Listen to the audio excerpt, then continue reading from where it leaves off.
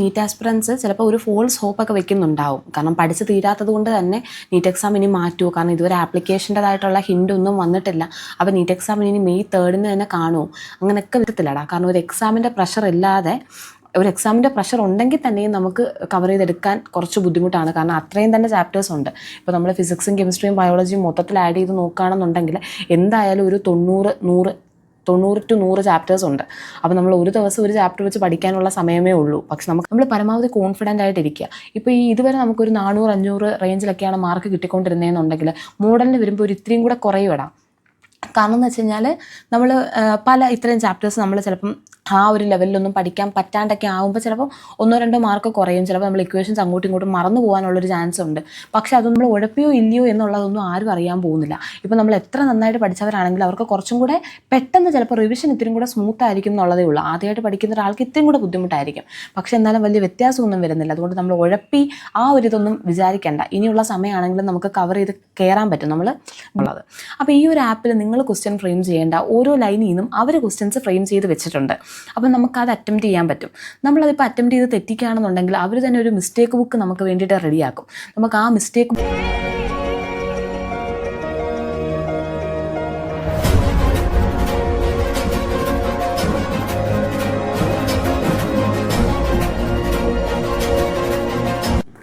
അപ്പോൾ നമ്മുടെ ഇന്ത്യയുടെ ഒഫീഷ്യൽ വെബ്സൈറ്റിൽ നീറ്റ് 2026 അഡ്വൈസറി വന്നിട്ടുണ്ട്.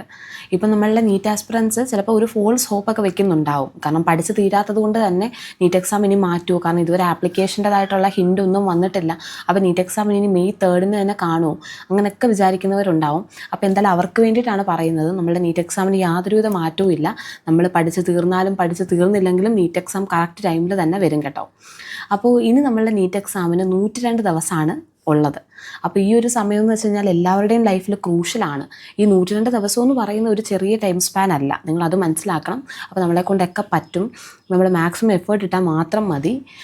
ഇപ്പോൾ എന്തായാലും എല്ലാവർക്കും മോഡൽ എക്സാമും കാര്യങ്ങളൊക്കെ ആയിട്ടുണ്ടാവും. അപ്പോൾ ഇപ്പം മോഡൽ എക്സാമിൻ്റെ ഒരു പ്രത്യേകത എന്ന് വെച്ച് കഴിഞ്ഞാൽ ഇപ്പോൾ ഫിസിക്സ് തന്നെ ഒരു 7-8 ചാപ്റ്റേഴ്സ് ഉണ്ടാവും, 8-9 ചാപ്റ്റേഴ്സ് ഉണ്ടാവും. കെമിസ്ട്രി അത്രയും ചാപ്റ്റേഴ്സ് ഉണ്ടാവും. ബയോളജി അതിൻ്റെ ഇരട്ടി ചാപ്റ്റേഴ്സ് ഉണ്ടാവും. നമുക്ക് ആകെ ഉള്ളൊരു ടൈം സ്പാൻ, അതായത് ഓരോ എക്സാമിന് ഇടയ്ക്കുള്ളൊരു ഗ്യാപ്പ് എന്ന് പറയുന്നത് 2-3 ദിവസമായിരിക്കും. അപ്പം നമുക്ക് ഇത്രയും കവർ ചെയ്തെടുക്കണം. അപ്പോൾ അതിൻ്റെയൊക്കെ ഒരു പ്രഷറൊക്കെ നിങ്ങൾക്കുണ്ടാവും. അപ്പോൾ നമ്മൾ അതൊക്കെ എങ്ങനെ നന്നായിട്ട് ഹാൻഡിൽ ചെയ്യുന്നു, സ്മൂത്തായിട്ട് ഹാൻഡിൽ ചെയ്യുന്നു, അവിടെയാണ് നമ്മളുടെ റിസൾട്ട് ഇരിക്കുന്നത്. എന്തായാലും 3 ദിവസം കൊണ്ട് ഇത്രയും ചാപ്റ്റേഴ്സ് പഠിക്കാൻ പറ്റത്തില്ല എന്ന് വിചാരിച്ച് നമ്മളുടേതായിട്ടുള്ളൊരു ഷെഡ്യൂൾ ഉണ്ടാക്കി കഴിഞ്ഞാൽ ഉറപ്പായിട്ടും നമുക്ക് നീറ്റ് എക്സാമിൻ്റെ മുന്നേ ഈ ചാപ്റ്റേഴ്സ് ഒന്നും കവർ ചെയ്തെടുക്കാൻ പറ്റത്തില്ലടാ. കാരണം ഒരു എക്സാമിൻ്റെ പ്രഷർ ഇല്ലാതെ, ഒരു എക്സാമിൻ്റെ പ്രഷർ ഉണ്ടെങ്കിൽ തന്നെയും നമുക്ക് കവർ ചെയ്തെടുക്കാൻ കുറച്ച് ബുദ്ധിമുട്ടാണ്. കാരണം അത്രയും തന്നെ ചാപ്റ്റേഴ്സ് ഉണ്ട്. ഇപ്പോൾ നമ്മൾ ഫിസിക്സും കെമിസ്ട്രിയും ബയോളജിയും മൊത്തത്തിൽ ആഡ് ചെയ്ത് നോക്കുകയാണെന്നുണ്ടെങ്കിൽ എന്തായാലും ഒരു 90 to 100 ചാപ്റ്റേഴ്സ് ഉണ്ട്. അപ്പോൾ നമ്മൾ ഒരു ദിവസം ഒരു ചാപ്റ്റർ വെച്ച് പഠിക്കാനുള്ള സമയമേ ഉള്ളൂ. പക്ഷെ നമുക്കത് മാത്രം പോരല്ലോ, നമുക്കിത് റിവിഷൻ ചെയ്യണം, അങ്ങനത്തെ കാര്യങ്ങളൊക്കെ വേണം. അപ്പോൾ എന്തായാലും ഒരു എക്സാം പ്രഷർ ഉള്ളത് വളരെ നല്ലതാണ്. അപ്പോൾ നിങ്ങൾ ചെയ്യേണ്ടതെന്ന് വെച്ച് കഴിഞ്ഞാൽ ഇപ്പോൾ ഫിസിക്സിനകത്തിൽ ഒരു 7-8 ചാപ്റ്റേഴ്സ് ഉണ്ടാവും. നമ്മൾ ആദ്യം തന്നെ ഈ എക്സാമിൻ്റെ സമയത്ത് ഈ നോട്ട് എടുത്ത് വെച്ച് വായിച്ച് പഠിച്ച് അങ്ങനെ നിൽക്കരുത്. കാരണം അങ്ങനെ നിൽക്കാനുള്ളൊരു സമയമില്ല. അങ്ങനെ നമ്മൾ ചെയ്യുവാണെന്നുണ്ടെങ്കിൽ ഉറപ്പായിട്ട് നമുക്ക് 2-3 അല്ല അതിലധികം ചാപ്റ്റേഴ്സ് ബാക്ക്ലോഗ്സ് വരും. ഈ ഒരു മോഡൽ എക്സാമിന് തന്നെ നമുക്കൊരു ഓരോ മോഡൽ എക്സാം കഴിയുമ്പോൾ ഒരു 4-5 ചാപ്റ്റേഴ്സ് വീതം നമുക്ക് പഠിക്കാത്തതായിട്ടുണ്ടാവും. അപ്പോൾ നമുക്ക് നീറ്റ് എക്സാമിൻ്റെ ഒരു പ്രത്യേകത നിങ്ങൾക്ക് അറിയാമല്ലോ. ഞാനിപ്പോൾ ഒരു ഡു ഓർ ഡൈ ചാപ്റ്റേഴ്സ് എന്ന് പറഞ്ഞിട്ടൊരു വീഡിയോ ചെയ്തിട്ടുണ്ടായിരുന്നു. ഇപ്പോൾ അതിനകത്താണെങ്കിലും നമ്മൾ ഹൈ വെയിറ്റേജ് ഉള്ള ചാപ്റ്റേഴ്സിൻ്റെ കാര്യങ്ങളൊക്കെ പറഞ്ഞു. ഇപ്പോൾ വർക്ക് എനർജി പവർ ഒക്കെ ആണെങ്കിൽ ചില വർഷങ്ങളിൽ 1 ക്വസ്റ്റ്യൻ, ചില വർഷങ്ങളിൽ 4 ക്വസ്റ്റ്യൻ, മനസ്സിലായോ? അപ്പോൾ നമ്മൾ ഒരു ചാപ്റ്റർ സ്കിപ്പ് ചെയ്യുന്നത് മണ്ടത്തരമാണ്. നമ്മുടെ ലക്ക് പോലെ ഇരിക്കും. ചിലപ്പോൾ ആ ഒരു ചാപ്റ്ററിൽ നിന്ന് 1 ക്വസ്റ്റ്യനെ ചോദിക്കത്തുള്ളായിരിക്കും. ചിലപ്പോൾ 4 ക്വസ്റ്റ്യൻ ചോദിച്ചാൽ നമ്മൾ എന്ത് ചെയ്യും? 4 ക്വസ്റ്റ്യൻ എന്ന് പറയുമ്പോൾ 16 മാർക്കാണ്. ഇപ്പോൾ നമ്മൾ എഴുതി തെറ്റിക്കുകയാണെന്നുണ്ടെങ്കിൽ അത് 20 മാർക്കാണ്, മനസ്സിലായോ? അപ്പോൾ നമുക്ക് സ്കിപ്പ് ചെയ്ത് പഠിക്കാനുള്ളൊരു ഓപ്ഷൻ നമ്മൾ നോക്കാണ്ടിരിക്കുന്നതാണ് നല്ലത്. മാക്സിമം എഫേർട്ട് ഇട്ട് എല്ലാ ചാപ്റ്റേഴ്സും കവർ ചെയ്യലാണ് നല്ലത്. ഇപ്പോൾ നമ്മളൊരു ക്വാളിഫയിങ് സ്കോറൊക്കെ നോക്കുന്നവരാണെങ്കിൽ അവർ സ്കിപ്പ് ചെയ്ത് പഠിച്ചാലും കുഴപ്പമില്ല. അല്ലെങ്കിൽ ഒരു 300 മാർക്ക്, ഇപ്പം നമ്മൾ എന്തെങ്കിലുമൊക്കെ ഫിസിക്കലി ഡിസേബിൾഡ് ആയിട്ടുള്ള ക്വസ്റ്റ്യങ്ങളൊക്കെ ആണെങ്കിൽ അവർക്ക് അത്രയും മാർക്കൊക്കെ മതി. അപ്പോൾ അങ്ങനെയൊക്കെ ഉള്ളവരാണെങ്കിൽ അങ്ങനെ നോക്കുന്നതുകൊണ്ട് കുഴപ്പമില്ല. പക്ഷെ ബാക്കിയുള്ളവർ ഒരിക്കലും അങ്ങനെ ചിന്തിക്കരുത്. കാരണം നമ്മുടെ ഒരു ബാഡ് ലക്കിന് ആ ഒരു ചാപ്റ്ററിൽ നിന്ന് 4-5 ക്വസ്റ്റ്യൻ ചോദിച്ചു കഴിഞ്ഞാൽ നമ്മൾ എന്ത് ചെയ്യും? അപ്പോൾ എന്തായാലും ഈ ഫിസിക്സ് ഒക്കെ ആകുമ്പോഴത്തേക്ക് നമ്മൾ ഈ നോട്ട് ഫുൾ എടുത്ത് വായിച്ച് പിന്നെ ക്വസ്റ്റ്യൻ ചെയ്യരുത്. കാരണം നോട്ട് ഫുൾ എടുത്ത് വായിക്കുമ്പോൾ തന്നെ നമ്മൾ എക്സോസ്റ്റഡ് ആവും. പിന്നെ നമ്മൾ ക്വസ്റ്റ്യൻ ചെയ്യാതെ നേരെ കെമിസ്ട്രിയിലോട്ട് ചാടും. ഇതുപോലെ തന്നെ കെമിസ്ട്രിയിലെ നോട്ടെല്ലാം കൂടെ ഫുൾ വായിച്ച് കഴിയുമ്പോൾ തന്നെ വീണ്ടും നമ്മൾ എക്സോസ്റ്റഡ് ആയിട്ട് ബയോളജിയിലോട്ട് ചാടും. എന്നാൽ ഫിസിക്സ് വൃത്തിയായിട്ട് പഠിച്ചു തീർന്നോ, അതില്ല കെമിസ്ട്രി വൃത്തിയായിട്ട് പഠിച്ച് തീർന്നോ അതില്ല. അപ്പോൾ നമ്മൾ ചെയ്യേണ്ടതെന്ന് വെച്ച് കഴിഞ്ഞാൽ നിങ്ങളൊരു ഇക്വേഷൻ ബുക്ക് കീപ്പ് ചെയ്തിട്ടുണ്ടല്ലോ, ആ ഇക്വേഷൻസ് മാത്രം റെഫർ ചെയ്യുക, ഇക്വേഷൻസ് ബൈ ഹാർട്ട് ചെയ്യുക. കാണാതെ പഠിക്കുകയാണെന്നുണ്ടെങ്കിൽ കാണാതെ പഠിക്കുക, നിങ്ങൾക്കൊരു ഇത് കിട്ടുന്നില്ല എന്നുണ്ടെങ്കിലും കാണാതെ പഠിക്കുക, അല്ലെങ്കിൽ ജസ്റ്റ് ഒന്ന് നോക്കുക. എന്നിട്ട് നിങ്ങൾ ക്വസ്റ്റ്യൻസ് ചെയ്യാൻ നോക്കുക. ക്വസ്റ്റ്യൻസ് ചെയ്യാൻ നോക്കുമ്പോൾ നമ്മുടെ ഇപ്പോൾ ഒരു 100 ക്വസ്റ്റ്യൻ ഉണ്ടെങ്കിൽ അതിനകത്തൊരു 50 ക്വസ്റ്റ്യനും ഡയറക്റ്റ് ഇക്വേഷൻ സബ്സ്റ്റിറ്റ്യൂഷൻ ആയിരിക്കും. അതിനപ്പുറത്തോട്ടൊരു കൺസെപ്റ്റ് വരുമ്പോൾ നമുക്ക് പറ്റുന്നില്ലെന്നുണ്ടെങ്കിൽ മാത്രം നമ്മൾ നോട്ട്സ് എടുത്ത് റെഫർ ചെയ്യുക. കാരണം നമുക്ക് നോട്ട്സ് എടുത്ത് റെഫർ ചെയ്ത് പിന്നെ അതിൻ്റെ ക്വസ്റ്റ്യൻസ് ചെയ്ത് ഇക്വേഷൻസ് പഠിച്ച് ആ ഒരു സമയം നമുക്കില്ല. കാരണം 3 ദിവസത്തിനിടയ്ക്ക് നമുക്ക് എത്ര ചാപ്റ്റേഴ്സാണ് പഠിക്കാനുള്ളത്. പിന്നെ ഇപ്പോൾ 1-2 ചാപ്റ്റേഴ്സ് ബാക്ക്ലോഗ്സ് വന്നാലും നമുക്ക് ഈ കമ്പൈൻഡ് മോഡലിൽ നമുക്ക് അഡ്ജസ്റ്റ് ചെയ്യാൻ പറ്റും. ഈ 1 ഉം 2 കൂടെ ആഡ് ചെയ്തൊരു മോഡൽ വരുമല്ലോ അവിടെ. അപ്പോൾ എന്തെങ്കിലും ബാക്ക്ലോഗ്സ് ഉണ്ടെങ്കിൽ നമ്മൾ ആ ചാപ്റ്റേഴ്സ് ആദ്യം ഇമ്പോർട്ടൻസ് കൊടുത്ത് പഠിച്ചു കഴിഞ്ഞാൽ നമുക്ക് ഈ ബാക്ക്ലോഗ്സ് കവർ ചെയ്ത് പോകാൻ പറ്റും. നമ്മൾ ഈ ഒരു സമയത്ത് ശരിക്കും പറഞ്ഞു കഴിഞ്ഞാൽ ബാക്ക്ലോഗ്സ് ഇല്ലാണ്ടാക്കി പഠിക്കാൻ നോക്കുക. ഈ A to Z പഠിക്കാൻ പറ്റുന്നില്ല, അതൊക്കെ നമുക്ക് +2 വരെ പറ്റത്തുള്ളൂ. കാരണം ഒരു ചാപ്റ്റർ ഫുള്ള് നോട്ട്സ് പഠിച്ചു കഴിഞ്ഞാൽ തന്നെ നമ്മൾ ആ ഒരു ചാപ്റ്റർ ഫുള്ള് കവർ ചെയ്തു. ഇപ്പോൾ നീറ്റ് എക്സാമിനാണെങ്കിൽ നമ്മൾ ഇത്രയും കാര്യങ്ങൾ പഠിച്ചാലും നമുക്ക് ചില ക്വസ്റ്റ്യൻസ് ചെയ്യാൻ പറ്റും, ചില ക്വസ്റ്റ്യൻസ് ചെയ്യാൻ പറ്റത്തില്ല. അപ്പോൾ നമുക്ക് ഈ A to Z കാര്യങ്ങൾ നമ്മൾ പഠിച്ചു എന്ന് പറയാൻ പറ്റത്തില്ല. നമ്മൾ മാക്സിമം അതേ പറ്റൂ, നമ്മളെക്കൊണ്ട് പറ്റുന്നതിൻ്റെ മാക്സിമം അത്രേ പറ്റൂ. അപ്പോൾ അങ്ങനെ പഠിച്ചെടുക്കാനായിട്ട് നോക്കുക. ഇപ്പോൾ കെമിസ്ട്രി ആണെങ്കിൽ തന്നെയും നമ്മൾ ഓർഗാനിക് കെമിസ്ട്രി ഞാൻ ടെക്സ്റ്റ് വായിക്കേണ്ട എന്നൊരു വീഡിയോയിൽ പറഞ്ഞിട്ടുണ്ടായിരുന്നു. ഞാൻ ഉദ്ദേശിച്ചത് അതല്ലടാ, ഓർഗാനിക് കെമിസ്ട്രിയിൽ നിന്ന് ഡയറക്റ്റായിട്ട് ചോദിക്കുന്ന ക്വസ്റ്റ്യൻസ് കുറവാണ്. നമ്മൾ മാത്രമല്ല നമ്മൾ നോട്ട് പഠിക്കുന്നതാണ് നല്ലത്. കാരണം നോട്ടിലാകുമ്പോഴത്തേക്ക് കുറേ എക്സ്ട്രാ റിയാക്ഷൻസ് ഉണ്ടാകും. ആ എക്സ്ട്രാ റിയാക്ഷൻസ് വരെ നമ്മുടെ ഓർഗാനിക് കെമിസ്ട്രിയിൽ ചോദിക്കും. ഇപ്പോൾ NCERT ബേസ്ഡ് ആണെന്നുണ്ടെങ്കിൽ നമ്മുടെ സിലബസിനകത്ത് ഉള്ളതുകൊണ്ട് അതെന്തായാലും അങ്ങനെ ചോദിക്കും. അപ്പോൾ അതുകൊണ്ടാണ് പറഞ്ഞത്. പിന്നെ ഈ ഓർഗാനിക് കെമിസ്ട്രി എനിക്ക് പഠിക്കാൻ വയ്യ, എനിക്ക് പാടാണെന്ന് വിചാരിച്ച് സ്കിപ്പ് ചെയ്യാൻ നിൽക്കരുതടാ. ജസ്റ്റ് നെയിമിംഗ് റിയാക്ഷൻസ് എങ്കിലും നിങ്ങൾ പഠിക്കണം. കാരണം ചിലപ്പം ഇപ്പോൾ ഒരു മൊത്തം ഓർഗാനിക് കെമിസ്ട്രിയിൽ നിന്ന് ഒരു 8 ക്വസ്റ്റ്യൻ ചോദിച്ചിട്ടുണ്ടെങ്കിൽ അതിനകത്തൊരു 2-3 ക്വസ്റ്റ്യൻ എന്തായാലും ഡയറക്റ്റ് ഈ നെയിമിംഗ് റിയാക്ഷൻസ് അതുപോലെ തന്നിട്ട് ചോദിക്കുന്നതായിരിക്കും. അപ്പോൾ അതൊക്കെ പഠിക്കുക. പിന്നെ ഈ ക്രിസ്റ്റലൈസേഷൻ അങ്ങനത്തെ കുറച്ച് ഇതില്ലേ, ക്രൊമാറ്റോഗ്രഫി, അതൊന്നും നിങ്ങൾ സ്കിപ്പ് ചെയ്യാതിരിക്കുക. അവിടെ നിന്നൊക്കെ എന്തായാലും ഒരു ക്വസ്റ്റ്യൻ ചോദിക്കുന്നതാണ്. അതൊക്കെ നമ്മളുടെ പ്രാക്ടിക്കൽ കെമിസ്ട്രിയിലാണ് ഇപ്പോൾ വരുന്നത്. അപ്പോൾ നമ്മൾ അങ്ങനെ ഈസി ആയിട്ട് സ്കോർ ചെയ്യാൻ പറ്റുന്ന ഏരിയാസ് ഒരിക്കലും സ്കിപ്പ് ചെയ്യരുത്. ഒരു ചാപ്റ്റർ ഫുള്ളായിട്ട് ഒരിക്കലും സ്കിപ്പ് ചെയ്യരുത്. ചിലപ്പോൾ അതിൽ നിന്ന് നമുക്ക് ഈസി ആയിട്ടൊരു ക്വസ്റ്റ്യൻ വന്നാലോ നമ്മൾ അങ്ങനെ എക്സ്പെക്റ്റ് ചെയ്യണം. പിന്നെ നമുക്ക് പാടാണെങ്കിൽ നമ്മൾ ഒത്തിരി ടൈം വേസ്റ്റ് ചെയ്യരുത്, പക്ഷേ എന്നാലും ഒരു ഓവറോൾ ഐഡിയ നിങ്ങൾ ഉണ്ടാക്കണം. ഇപ്പോൾ ബയോളജി ആണെങ്കിൽ തന്നെ നമ്മൾ ഇപ്പം മറ്റേ ഓർഗാനിസം ആൻഡ് പോപ്പുലേഷൻ, എക്കോസിസ്റ്റം, ആ ഒരു ചാപ്റ്റേഴ്സിൻ്റെയൊക്കെ പ്രത്യേകത എന്ന് വെച്ച് കഴിഞ്ഞാൽ 7-8 പേജ് ഉണ്ടെങ്കിലും അതിനകത്തുള്ള സാധനങ്ങൾ ഭയങ്കര കൺസൈസ്ഡ് ആണ്, അതിനകത്തുള്ള കണ്ടൻറ്റ് കൺസൈസ്ഡ് ആണ്. ഞാൻ ചെയ്തുകൊണ്ടിരുന്നതെന്ന് വെച്ച് കഴിഞ്ഞാൽ ഈ organism and population, environmental chemistry, ecosystem, ഇതിൻ്റെയൊക്കെ ഒറ്റ പേജിൽ ഒരു വലിയ ഷീറ്റിൽ നിൽക്കുന്ന നോട്ട് ഞാൻ ഉണ്ടാക്കും. അതായത് അതിനകത്തുള്ള ഇമ്പോർട്ടൻറ്റ് കാര്യങ്ങൾ, ഇപ്പോൾ കമൻസാലിസത്തിൻ്റെ എക്സാമ്പിൾ, അതിൻ്റെയൊക്കെ മാത്രം ഞാനിങ്ങനെ ഉണ്ടാക്കി വയ്ക്കും. മറ്റേ പിരമിഡ് ആണെങ്കിൽ ആ പിരമിഡിൽ നിന്നൊക്കെ വല്ലതൊക്കെ ചോദിക്കാൻ സാധ്യതയുണ്ടെങ്കിൽ അതൊക്കെ അങ്ങനെ ഉണ്ടാക്കി വയ്ക്കും. എന്നിട്ട് നമ്മൾ അത് മാത്രമേ പഠിക്കത്തുള്ളായിരുന്നു. ഞാനിങ്ങനെ ഭിത്തിയിൽ ഇങ്ങനെ ഒട്ടിച്ച് വെക്കുമായിരുന്നു. പക്ഷേ എനിക്ക് പറ്റിയ ഒരു കാര്യം എന്ന് വെച്ച് കഴിഞ്ഞാൽ ഞാൻ ഈ എക്സാം എല്ലാം കഴിഞ്ഞപ്പോഴത്തേക്ക് അതൊക്കെ ഇളക്കി എടുത്തപ്പോഴത്തേക്ക് കീറിപ്പോയടാ. കാരണം നമ്മൾ ഒരു 1 ടൈം യൂസ് എന്നുള്ള രീതിയിലല്ലേ അതൊക്കെ ഉണ്ടാക്കി വെക്കുന്നത്. അപ്പോൾ അങ്ങനെയൊക്കെ നിങ്ങൾക്ക് അതിനൊക്കെ ഉള്ള സമയമുണ്ട്. നമ്മൾ ഒരു ചാപ്റ്റർ വായിച്ച്, കാരണം ഈ ചാപ്റ്റർ നമ്മൾ ഇനിയിപ്പോൾ കമ്പൈൻഡ് മോഡലിൽ ഒന്നും കൂടെ കാണും. അതുപോലെ തന്നെ നമ്മൾ മോഡൽ എക്സാം ഫുൾ മോഡലിൽ നമ്മളിത് പല വട്ടം നമ്മളിങ്ങനെ കാണും. അപ്പോൾ അതൊക്കെ നമുക്ക് ഇപ്പം ഈ അവസാന നിമിഷം ഞാൻ എന്തിനാ അങ്ങനെ എഴുതി സമയം കളയുന്നത്, അങ്ങനെ ഒന്നും വിചാരിക്കരുത്. നമ്മളുടെ 5 മിനിറ്റെങ്കിൽ 5 മിനിറ്റ് നമുക്ക് ലാഭിക്കുമെങ്കിൽ നമ്മളത് ചെയ്യുന്നത് കൊണ്ട് കുഴപ്പമൊന്നുമില്ല. നമ്മൾ പരമാവധി കോൺഫിഡൻ്റ് ആയിട്ടിരിക്കുക. ഇപ്പോൾ ഈ ഇതുവരെ നമുക്കൊരു 400-500 റേഞ്ചിലൊക്കെയാണ് മാർക്ക് കിട്ടിക്കൊണ്ടിരുന്നതെന്നുണ്ടെങ്കിൽ മോഡലിന് വരുമ്പോൾ ഒരു ഇത്രയും കൂടെ കുറയുവിടാം. കാരണം എന്ന് വെച്ച് കഴിഞ്ഞാൽ നമ്മൾ ഇത്രയും ചാപ്റ്റേഴ്സ് നമ്മൾ ചിലപ്പം ആ ഒരു ലെവലിലൊന്നും പഠിക്കാൻ പറ്റാണ്ടൊക്കെ ആകുമ്പോൾ ചിലപ്പോൾ 1-2 മാർക്ക് കുറയും. ചിലപ്പോൾ നമ്മൾ ഇക്വേഷൻസ് അങ്ങോട്ടും ഇങ്ങോട്ടും മറന്നു പോകാനുള്ളൊരു ചാൻസ് ഉണ്ട്. പക്ഷെ അതൊന്നും കണ്ട് നമ്മൾ വീക്ക് ആവരുത്. നമ്മളത് എന്തുവാണോ തെറ്റുന്നത് അത് നമ്മൾ ഹോസ്റ്റലിൽ വന്ന് വർക്കൗട്ട് ചെയ്ത് നോക്കുക. അതെന്തായാലും ഒരു മസ്റ്റാണ്. അല്ലെങ്കിൽ നമ്മൾ ആ ഒരു എക്സാം എഴുതുന്നതുകൊണ്ട് പ്രയോജനമില്ല.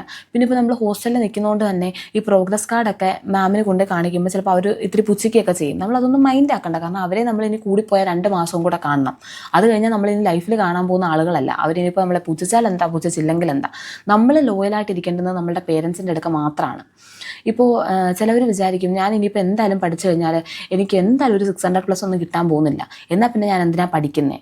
പക്ഷേ നിങ്ങൾ വേറൊരു രീതിയിലൊന്ന് ആലോചിച്ച് നോക്കുക. നിങ്ങളിപ്പം നമ്മൾക്ക് എപ്പോഴും ഉള്ളതാണ് എല്ലാ ഒരു സിറ്റുവേഷനിൽ നിന്ന് ഒരു എസ്കേപ്പിസം എന്ന് പറയുന്നത്. നമ്മളിപ്പോൾ ഇത്രയും ഒരു ടഫ് സിറ്റുവേഷനിൽ നിൽക്കുന്നതുകൊണ്ടാണ് നമുക്ക് എങ്ങനെയെങ്കിലും ഇതിൽ നിന്നൊന്ന് വെളിയിലാവണം എന്നുള്ളൊരു തോട്ട് കൊണ്ടാണ് ഇനി പഠിക്കേണ്ട എന്നൊക്കെ ഉള്ളൊരു ചിന്ത വരുന്നത്. പക്ഷെ നമ്മൾ ഇതൊക്കെ കഴിഞ്ഞ് നമ്മളൊരു മാസം ഈ നീറ്റൊക്കെ കഴിഞ്ഞ് ഒരു മാസം ഫ്രീ ആയിട്ടിരിക്കുമ്പോഴാണ് നമുക്ക് അതിൻ്റെ ഒരു റിഗ്രറ്റ് വരുന്നത്. അപ്പോൾ നിങ്ങളിപ്പോൾ അതൊന്നും ആലോചിക്കേണ്ട. നമ്മുടെ മാക്സിമം എഫേർട്ട് ഇടുക. ഇപ്പോൾ നിങ്ങൾ ഒരു 500 മാർക്ക് മേടിച്ചു കഴിഞ്ഞാൽ നിങ്ങളുടെ പേരൻസിന് അറ്റ്ലീസ്റ്റ് നിങ്ങളെ മനസ്സിലാക്കാൻ പറ്റും. നിങ്ങൾ അത്രയും എഫേർട്ട് ഇട്ട്, ചിലപ്പോൾ അവർ നിങ്ങൾ ഉഴപ്പിയ കഥകളൊന്നും അറിയത്തില്ല. അവർ നിങ്ങൾ അത്രയും എഫേർട്ട് ഇട്ടിട്ടും നിങ്ങൾക്ക് ഇത്രയും കിട്ടിയല്ലോ, അല്ല ഇത്രയല്ലേ കിട്ടിയുള്ളൂ, ആ ഒരു രീതിയിലേ അവർ ചിന്തിക്കത്തുള്ളൂ. അവർക്ക് നമ്മളോട് എപ്പോഴും ഒരു സിമ്പതിയെ തോന്നത്തുള്ളൂ. അതേസമയം 200-300 മാർക്കൊക്കെ മേടിക്കുവാണെങ്കിൽ അവർക്ക് ഓട്ടോമാറ്റിക്കലി നമ്മളോടൊരു ദേഷ്യമാണ് തോന്നുന്നത്. മനസ്സിലായോ? മാത്രമല്ല നമ്മൾ ഈ ഒരു മാസം ഈ നീറ്റൊക്കെ എഴുതി കഴിഞ്ഞ് ഒരു മാസം ഫ്രീ ആയിട്ടിരിക്കുമ്പോഴാണ് നമുക്കൊന്നും കൂടെ നന്നായിട്ട് പഠിച്ചാൽ കിട്ടുമായിരുന്നു, അല്ലെങ്കിൽ ഒരു റിപ്പീറ്റ് എന്നൊക്കെ ഉള്ളത് നമ്മളുടെ മൈൻഡിൽ ആദ്യമായിട്ട് വരുന്നത്. ഒരു റിപ്പീറ്റ്, സൂപ്പർ റിപ്പീറ്റ്. ആ ഒരു സമയത്ത് 200-300 സ്കോറൊക്കെ ആണെന്നുണ്ടെങ്കിൽ നിങ്ങൾക്ക് വീണ്ടും ഇതേ ഫീസ് തന്നെ അടച്ച് പഠിക്കേണ്ടി വരും. അപ്പോൾ ഓട്ടോമാറ്റിക്കലി വീണ്ടും നിങ്ങൾക്ക് വീണ്ടും ജോയിൻ ചെയ്യുമ്പോൾ തന്നെ ഒരു റിഗ്രറ്റാണ്, ഞാൻ എൻ്റെ പേരൻസിൻ്റെ ഇത്രയും എമൗണ്ട് സ്പെൻഡ് ചെയ്തല്ലോ, അങ്ങനെ ഒരു വിഷമം വരും. അപ്പോൾ അതുകൊണ്ടാണ് പറയുന്നത് നമ്മളുടെ മാക്സിമം എഫേർട്ട് ഇട്ട് പഠിക്കുക. ഇപ്പോൾ ഞങ്ങളൊക്കെ ആണെങ്കിലും നമ്മളിപ്പോൾ ഒരു കൊല്ലം, ഇപ്പോൾ എൻ്റെ ഫൈനൽ ഇയർ എന്ന് പറഞ്ഞാൽ 1.5 വർഷമാണ്. നമ്മൾ തുടക്കം മുതൽ എത്ര വൃത്തിക്ക് പഠിച്ചാലും നമ്മൾ അവസാനം ആകുമ്പോഴത്തേക്ക് പഠിച്ച കാര്യങ്ങളൊക്കെ മറന്നു പോകും. നമ്മൾ ഈ ഒരു മാസം നമുക്ക് സ്റ്റഡി ലീവ് കിട്ടും. ആ ഒരു സമയത്താണ് നമ്മൾ മാക്സിമം സ്ട്രോങ് ആയിട്ട് കയറി വരുന്നത്. ഇപ്പം ഇതുവരെ ഒന്നും പഠിച്ചു തുടങ്ങാത്ത ഒരാളാണെങ്കിൽ ആ ഒരു സമയം മാക്സിമം യൂട്ടിലൈസ് ചെയ്ത് കഴിഞ്ഞാൽ പാസ്സാവാനായിട്ട് പറ്റും. മനസ്സിലായോ? അപ്പം നമ്മൾ ഉഴപ്പിയോ ഇല്ലയോ എന്നുള്ളതൊന്നും ആരും അറിയാൻ പോകുന്നില്ല. ഇപ്പം നമ്മൾ എത്ര നന്നായിട്ട് പഠിച്ചവരാണെങ്കിൽ അവർക്ക് കുറച്ചും കൂടെ പെട്ടെന്ന് ചിലപ്പോൾ റിവിഷൻ ഇത്തിരി കൂടെ സ്മൂത്ത് ആയിരിക്കും എന്നുള്ളതേ ഉള്ളൂ. ആദ്യമായിട്ട് പഠിക്കുന്ന ഒരാൾക്ക് ഇത്തിരി കൂടെ ബുദ്ധിമുട്ടായിരിക്കും. പക്ഷേ എന്നാലും വലിയ വ്യത്യാസമൊന്നും വരുന്നില്ല. അതുകൊണ്ട് നമ്മൾ ഉഴപ്പി ആ ഒരു ഇതൊന്നും വിചാരിക്കേണ്ട. ഇനിയുള്ള സമയമാണെങ്കിലും നമുക്ക് കവർ ചെയ്ത് കയറാൻ പറ്റും. നമ്മളും കൂടെ വിചാരിക്കണം. മനസ്സിലായോ? ഞാൻ ഉഴപ്പി സമയം കളഞ്ഞു, അതൊക്കെ ഒരു വാലിഡ് ആയിട്ടുള്ളൊരു പോയിന്റ് ആണടാ. കാരണം ഇപ്പം ഹോസ്റ്റലിൽ നിൽക്കുന്നവർക്കാണെങ്കിൽ അറിയാൻ പറ്റും. ഈ നമ്മുടെ ഹോസ്റ്റൽ എന്ന് പറയുന്നത് 24 hours ലൈവ് ആയിരിക്കും. നമ്മൾ റെസ്റ്റ് എടുക്കുന്ന സമയത്ത് വേറെ പലരും പഠിക്കുന്നുണ്ടാവും. ചിലവർ രാവിലെ എഴുന്നേറ്റ് പഠിക്കും. അതായത് വളരെ മിനിമലായിട്ടുള്ള സമയം അവർ വേസ്റ്റ് ചെയ്യത്തുള്ളൂ. ബാക്കിയുള്ളവർ പഠിക്കുന്നത് കാണുമ്പോൾ നമുക്കും കൂടെ ഒരു പ്രഷറായിട്ട് നമ്മൾ പഠിച്ചു പോകും. അപ്പം നിങ്ങൾ ഈ ഉഴപ്പുന്ന സമയത്ത് വേറൊരാൾ പഠിച്ചിട്ടുണ്ടാവും. അപ്പോൾ അതൊക്കെയാണ്. പക്ഷെ അവരും മറന്നു പോകൂടാ, മനുഷ്യരല്ലേ, അവരും മറന്നു പോകും. അപ്പോൾ നമ്മൾ ഈ ഒരു സമയം, ഈ ഒരു 3 മാസം നമ്മൾ എങ്ങനെ എഫക്റ്റീവായിട്ട് യൂട്ടിലൈസ് ചെയ്യുന്നു. നല്ലൊരു പഠിച്ച ഒരാളാണെങ്കിൽ ഈ ഒരു സമയം ടെൻഷൻ കയറി വേസ്റ്റ് ചെയ്യുകയാണെന്നുണ്ടെങ്കിൽ പോയി. ഇതുവരെ പഠിക്കാത്ത ഒരാളാണെങ്കിൽ ഇത് എഫക്റ്റീവായിട്ട് യൂട്ടിലൈസ് ചെയ്ത് കഴിഞ്ഞാൽ അവരോടൊപ്പം കയറി വരാനായിട്ടുള്ളൊരു ചാൻസ് നമുക്കുണ്ട്. അപ്പോൾ അതാണ് ഞാൻ പറഞ്ഞത്. പിന്നെ ബയോളജി ബുദ്ധിമുട്ടുള്ളവരാണെങ്കിൽ അവർക്കായിട്ട് ഞാനൊരു ആപ്പിൻ്റെ കാര്യം പറയാം. ശരിക്കും പറഞ്ഞു കഴിഞ്ഞാൽ നമ്മളുടെ നീറ്റിൽ ഏറ്റവും കൂടുതൽ വെയിറ്റേജ് ഉള്ളത് ബയോളജിയാണ്. പക്ഷേ ബയോളജിയിൽ ഇപ്പോൾ അസേർഷൻ റീസണൊക്കെ വരുമ്പോഴത്തേക്ക് എല്ലാവർക്കും നല്ല ടെൻഷനാണ്. കാരണം എയും ബിയും കറക്റ്റാണെന്ന് അവർക്കറിയാം. കാരണം NCERT നന്നായിട്ട് വായിക്കുന്ന ഒരാൾക്ക് 2 സ്റ്റേറ്റ്മെൻറ്റും കറക്റ്റാണെന്ന് അറിയാൻ പറ്റും. പക്ഷേ ബി എന്ന് പറയുന്നത് എയുടെ കറക്റ്റ് എക്സ്പ്ലനേഷൻ ആണോ, അവിടെ നമ്മൾ കുരുങ്ങിപ്പോവും. ഇപ്പോൾ നമ്മളിപ്പം ഏത് കോച്ചിങ് ഇൻസ്റ്റിറ്റ്യൂട്ടിൽ ക്ലാസ് എടുക്കാൻ വരുന്ന ടീച്ചേഴ്സ് ആണെങ്കിലും അവർ നമ്മളുടെ അടുക്ക പറയാറുണ്ട്, നമ്മൾ സ്വന്തമായിട്ട് ക്വസ്റ്റ്യൻസ് ഫ്രെയിം ചെയ്യണം, നമ്മളത് അങ്ങനെയാണെങ്കിൽ മാത്രമേ നമുക്ക് ഒരു ക്വസ്റ്റ്യൻ വരുമ്പോഴത്തേക്ക് നമുക്ക് അപ്രോച്ച് ചെയ്യാൻ പറ്റത്തുള്ളൂ എന്നുള്ളത്. അപ്പോൾ ഈ ഒരു ആപ്പിൽ നിങ്ങൾ ക്വസ്റ്റ്യൻ ഫ്രെയിം ചെയ്യേണ്ട, ഓരോ ലൈനിൽ നിന്നും അവർ ക്വസ്റ്റ്യൻസ് ഫ്രെയിം ചെയ്ത് വെച്ചിട്ടുണ്ട്. അപ്പോൾ നമുക്കത് അറ്റംപ്റ്റ് ചെയ്യാൻ പറ്റും. നമ്മളതിപ്പോൾ അറ്റംപ്റ്റ് ചെയ്ത് തെറ്റിക്കുകയാണെന്നുണ്ടെങ്കിൽ അവർ തന്നെ ഒരു മിസ്റ്റേക്ക് ബുക്ക് നമുക്ക് വേണ്ടിയിട്ട് റെഡിയാക്കും. നമുക്ക് ആ മിസ്റ്റേക്ക് ബുക്കും റെഫർ ചെയ്യാൻ പറ്റും. മനസ്സിലായോ?